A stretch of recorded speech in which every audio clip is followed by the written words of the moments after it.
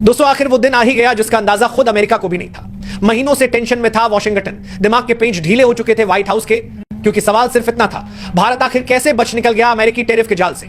जो चाल अमेरिका ने दुनिया को झुकाने के लिए चली थी, उसी चाल को भारत ने पलटकर ऐसा दांव मारा कि अब दुनिया दंग रह गई है।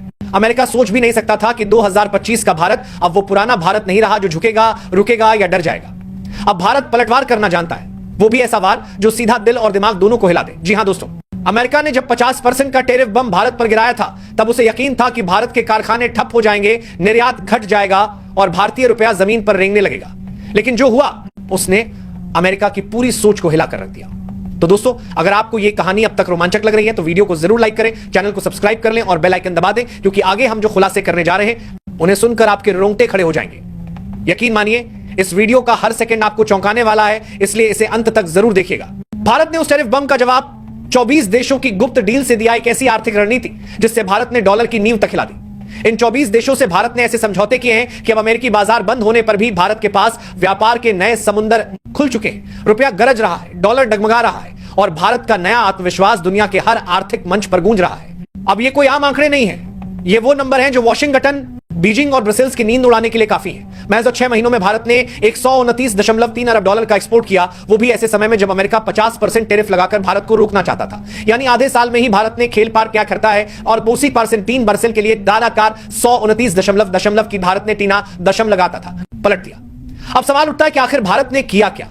कौन सी थी वो गुप्त तैयारी जिसकी भनक तक अमेरिका को नहीं लगी? दरअसल जब अमेरिका ने अगस्त 2025 में भारतीय सामानों पर 50% टेरिफ लगाने का ऐलान किया, तो यह सिर्फ व्यापार नहीं बल्कि एक आर्थिक युद्ध का ऐलान था।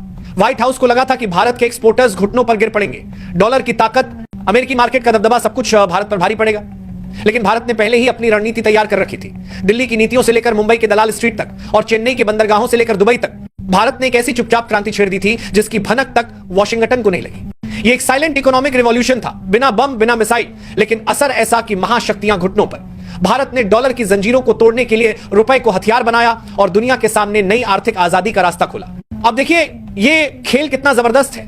जब अमेरिका भारत को रोकने निकला, तब भारत ने यूएई, सऊदी अरब, इराक, ओमान जैसे तेल उत्पादक देशों से ऐसे समझौते किए जिनसे ऊर्जा के साथ साथ व्यापार के नए दरवाजे खुल गए।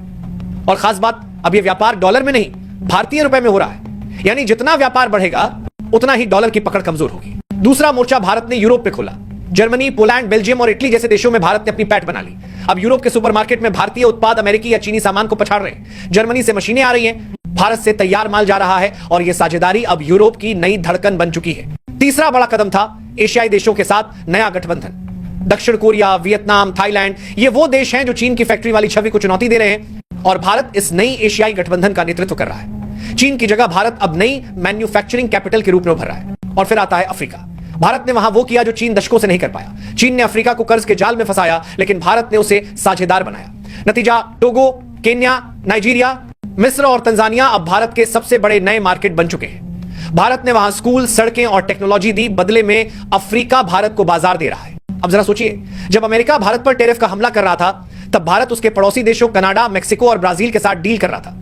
यानी अगर अमेरिका अपने दरवाजे बंद करेगा तो भारत उन्हीं के पड़ोस के रास्तों से अमेरिकी महाद्वीप में एंट्री लेगा। यही तो है भारत की असली चाणक्य नीति, दुश्मन को उसके ही घर में मात देना।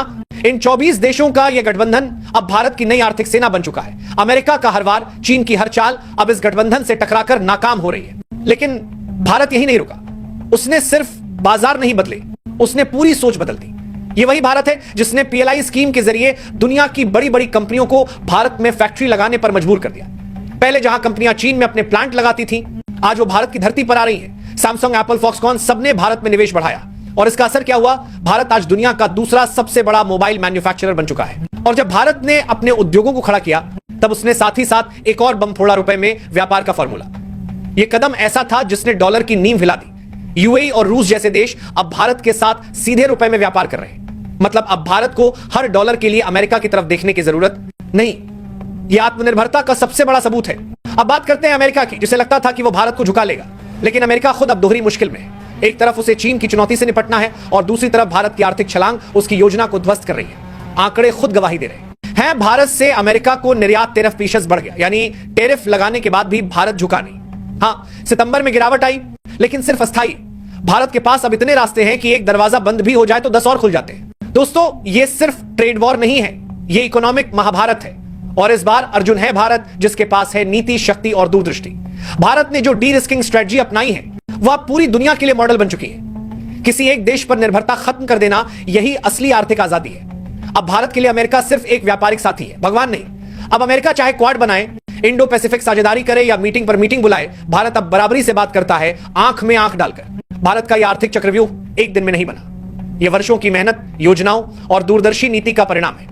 प्रधानमंत्री से लेकर विदेश मंत्रालय तक हर स्तर पर भारत ने रणनीतिक मुलाकातें की अफ्रीका, लैटिन अमेरिका, यूरोप और एशिया के उन देशों से जिनसे पहले शायद ही कभी भारत ने इतना गहरा आर्थिक रिश्ता बनाया हो।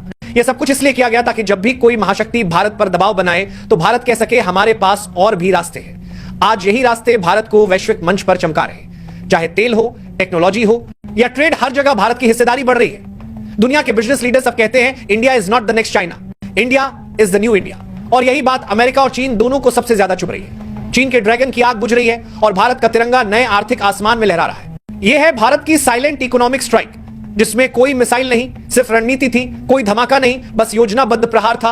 और उसका असर इतना गहरा कि अब IMF, वर्ल्ड बैंक और WTO तक भारत की नीति को गेम चेंजर कह रहे हैं। भारत ने दिखा दिया है कि नए युग की जंग सीमाओं पर नहीं बल्कि बाजारों में लड़ी जाएगी और उस जंग का असली विजेता वही होगा जो व्यापार, तकनीक और मुद्रा तीनों पर कब्जा कर ले। और आज की सच्चाई यही है, भारत इन तीनों मोर्चों पर तेजी से आगे बढ़ चुका है। तो दोस्तों, अब सवाल आपसे, क्या यह भारत की आर्थिक आजादी की शुरुआत है? क्या आने वाले सालों में भारत डॉलर को हराकर दुनिया की नई आर्थिक महाशक्ति बनेगा? आप क्या सोचते हैं? नीचे कमेंट में अपनी राय जरूर दीजिए, क्योंकि यह सिर्फ खबर नहीं, भारत की नई आर्थिक क्रांति की कहानी है।